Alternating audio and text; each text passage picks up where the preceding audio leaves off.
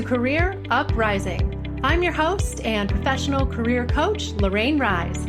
Join me as I guide you through an amazing journey of self-discovery and empowerment. If you are looking for work, changing careers, or stuck in a toxic job, then this is the show for you. I offer both practical and spiritual guidance to help you up-level and advance your career. Let's start the uprising.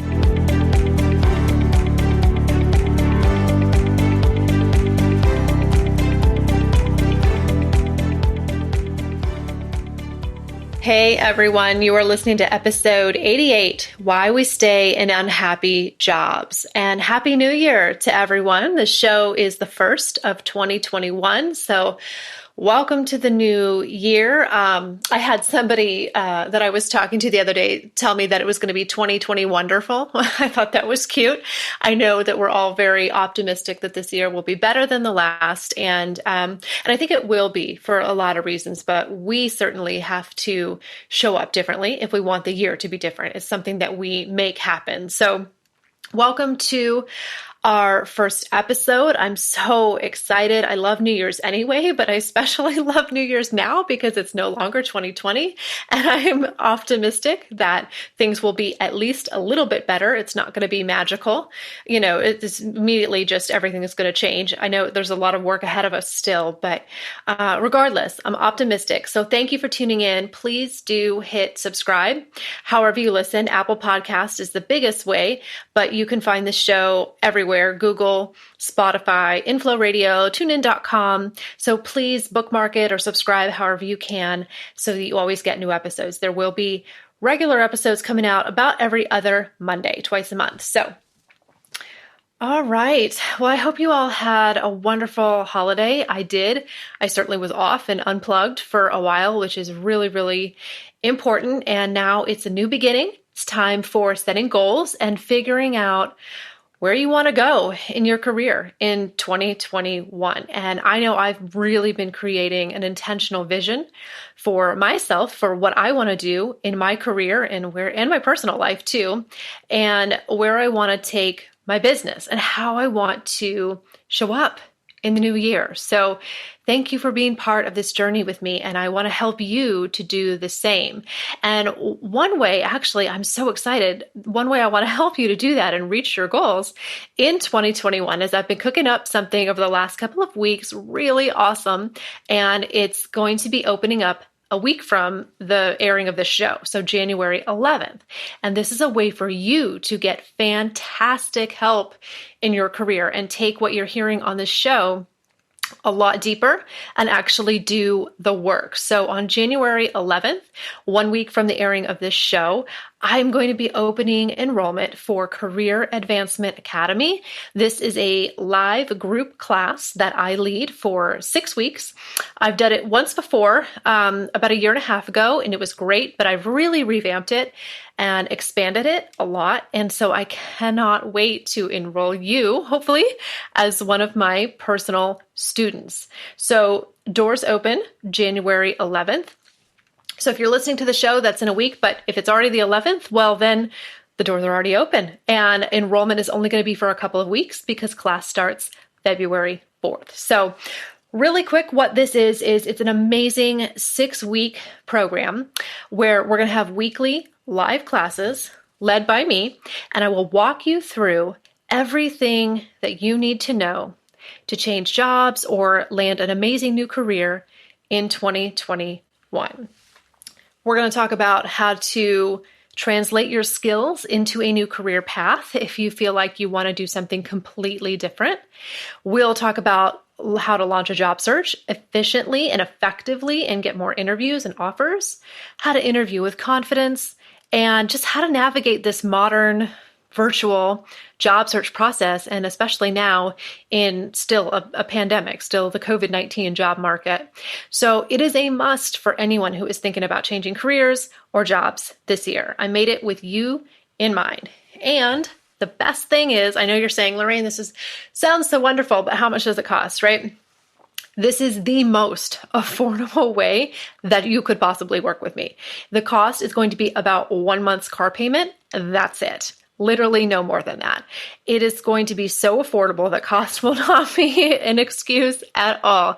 I want to make it easy. I know that a lot of people have taken a hit. Maybe they've been laid off or their income has gone down. So this is for you, okay? It will not be too expensive. You're going to have a little skin in the game, but I made this affordable for you on purpose, but still very, very effective. So go to careeruprising.com/sign up. Get on my email list if you haven't done so you'll be alerted when enrollment opens January 11th, or you can just go to my website, careeruprising.com, and get more information about the program that way. Okay? I'm so excited. It's going to be a small group, not a huge teleclass with like 100 people on it. So it'll be definitely intimate enough. You will get to have your questions answered by me on your own personal situation. So I hope to see you in Career Advancement Academy.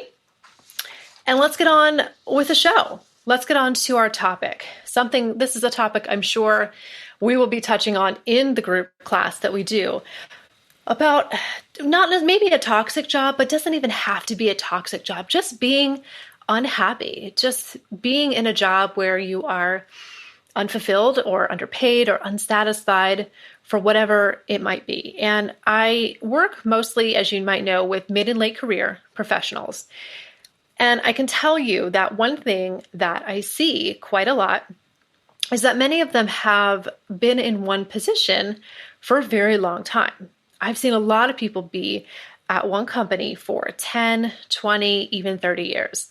And this is not a bad thing. Sometimes there can be a lot of benefits and it can make sense to stay in one job for a long time.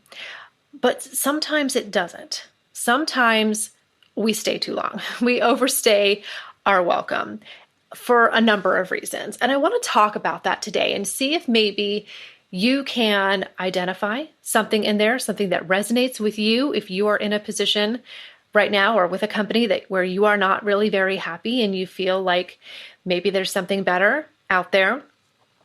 I think there can be a number of reasons why we stay too long in jobs that are not working for us.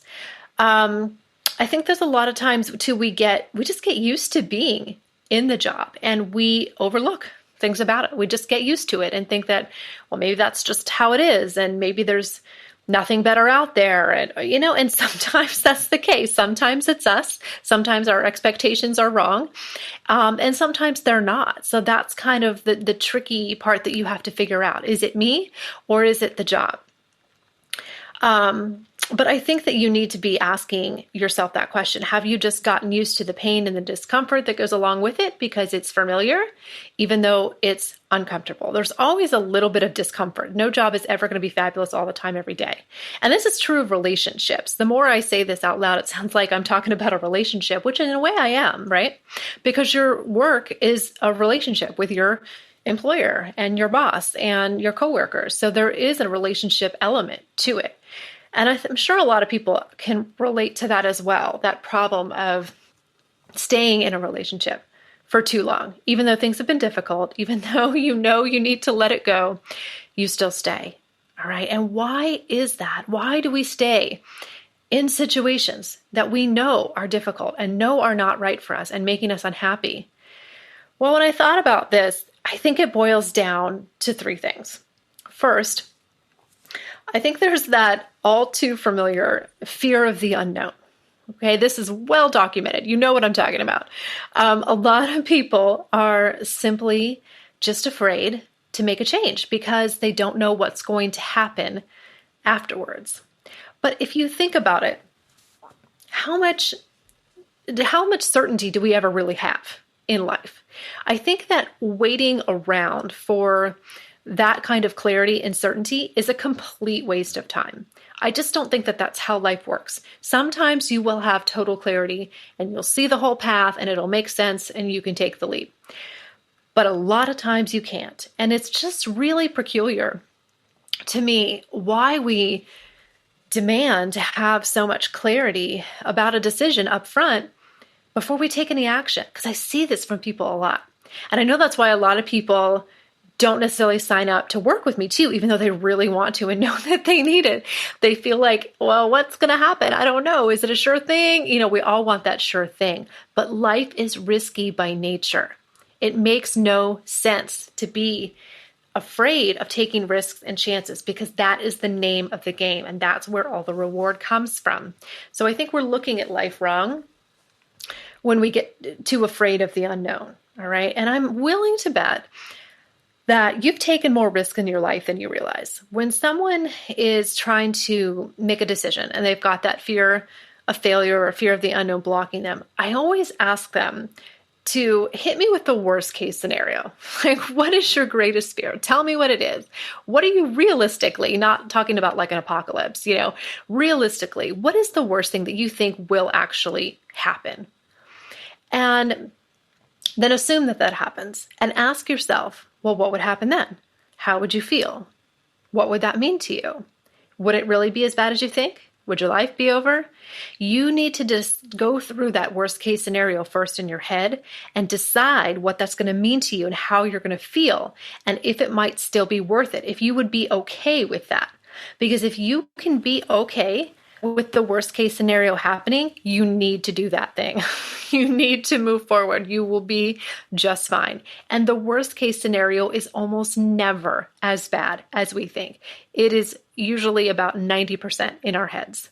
So work through that in your head first and see if you can be willing to accept that and if there might still be some benefits for you to take that chance. Okay.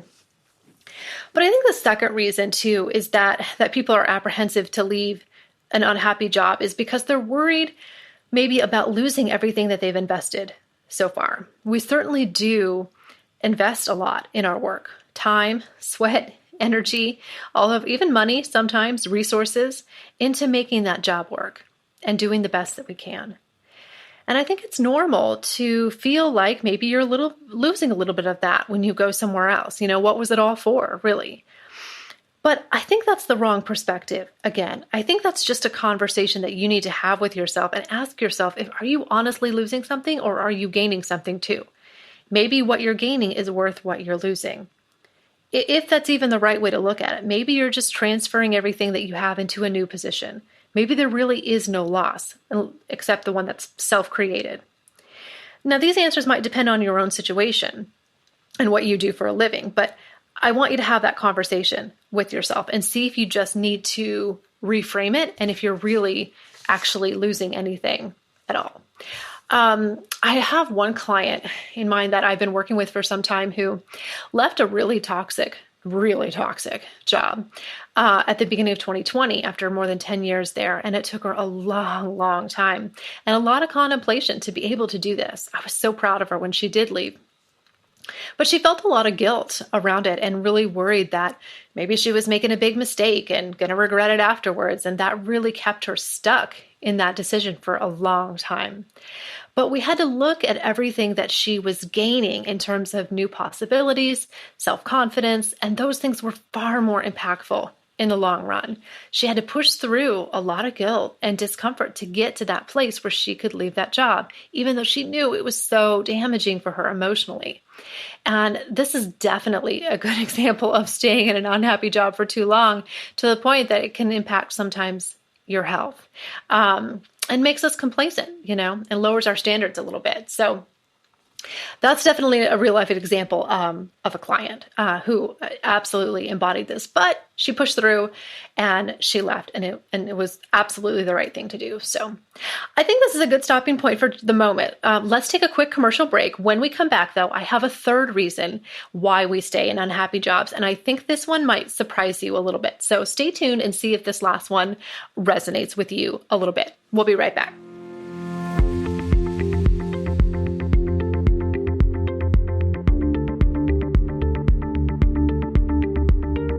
Hey guys, we're on a break for a minute, and I want to tell you about something exciting going on at CareerUprising.com. I have an online store that I created just for you. It has a variety of low-cost resources that will give you the boost that you need in your career, and they offer a great introduction to what it would be like to coach with me. I've got ebooks, meditations, and other resources for you to take advantage of and start getting help today.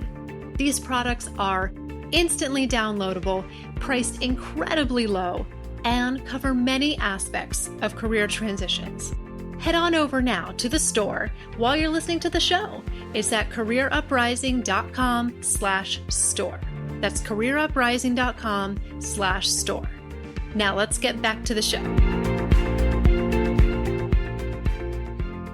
All right, guys, and we are back. And so there's one more idea that I want to float by you as to why you might be hanging on too tight to a job that isn't working for you. I think sometimes we are simply worried about being wrong. That's it. If we admit that the job that we took wasn't right, then we're wrong. And I think that this shows up especially when you took a job and it's only been a very short period of time.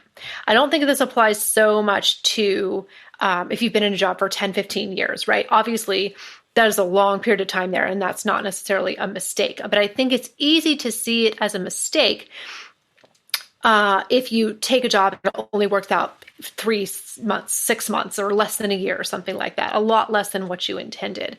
So I want to say too that this advice or this kind of topic is not just for people who have been in jobs for a long time. You can have this feeling of, I need to leave this unhappy job at one you just took. Maybe you took the first thing that came along and were like, oh my God, I should not have taken this, right?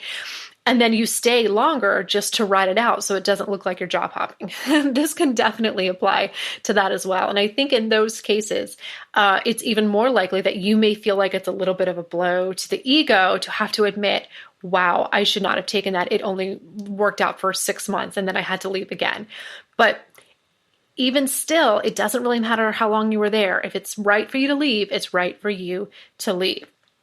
But this can bring up feelings of wondering if maybe you made a bad decision or exercised poor judgment or just jumped the gun too quickly for some reason. And I think we worry about people judging us and seeing that we made a wrong decision. Like I said, I think this mostly happens kind of when you're going job to job. And I have been there, certainly. But if you take a new job fairly quickly and you see that it's not going to work out, staying in it isn't going to solve anything. Just like the relationship metaphor, if you're dating somebody and it's clearly not healthy or not working out, should you stay longer just to make it last longer? Of course not. You would never do that or advise anyone you knew to do that. So sometimes we just have to swallow our pride, admit we were wrong, and move forward. And I can speak from a fair amount of experience with this one because I have definitely been in that in that situation where I was unemployed and took the first job that came along and immediately could see this was not going to work out. I mean, by the first day, I was like, wow, I made a huge mistake. And I did end up separating from them after just 3 months, but it was the best thing that could have happened. There was no way I could have stayed. Sometimes I think the sooner you leave, the sooner you're doing everybody a favor when it's a situation like that. But I also can think back to another job that I had years before where I actually stayed quite a while. And I worried that maybe I had actually stayed too long myself because I was becoming kind of cynical and jaded and just was really losing a lot of engagement.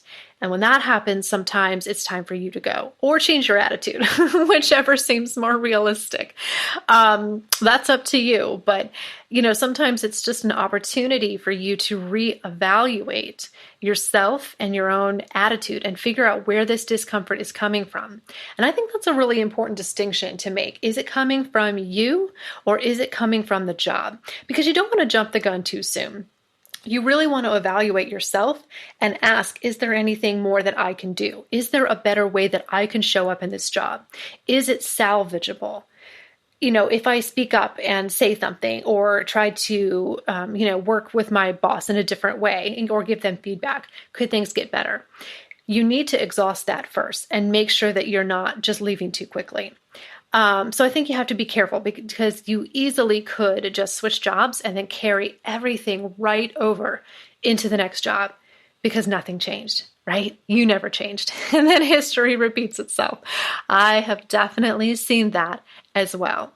Anytime you change jobs, that is the right time for you to be asking yourself, how can I show up differently in this job to make sure that it's a different experience? All right. So I think I'm going to leave it at that for the day. I hope this message helped you. I hope that you also will strongly consider joining me in Career Advancement Academy. The doors open January 11th and will only be open for about 3 weeks. And then that's it. No stragglers, no late folks. I've packed it with so much value far beyond the modest price tag. And it's going to be really just a wonderful experience and way to kick off 2021. So be sure to go to careeruprising.com and go to programs, check that out. And I will be back on the 18th for another new show. Take care, guys.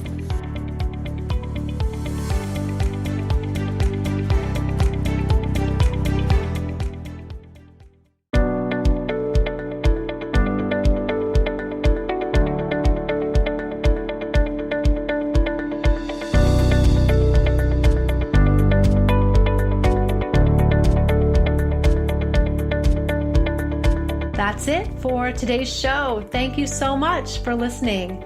If you like what you heard today, please consider giving the show a positive review on iTunes. It would mean a lot to me, and it would help to spread the word so that others can learn about the show. Thanks again for tuning in, and I can't wait to connect with you again next time on Career Uprising. This show was brought to you by InflowRadio.com. The best curated talk radio network for personal development, wellness, spirituality, and conscious business.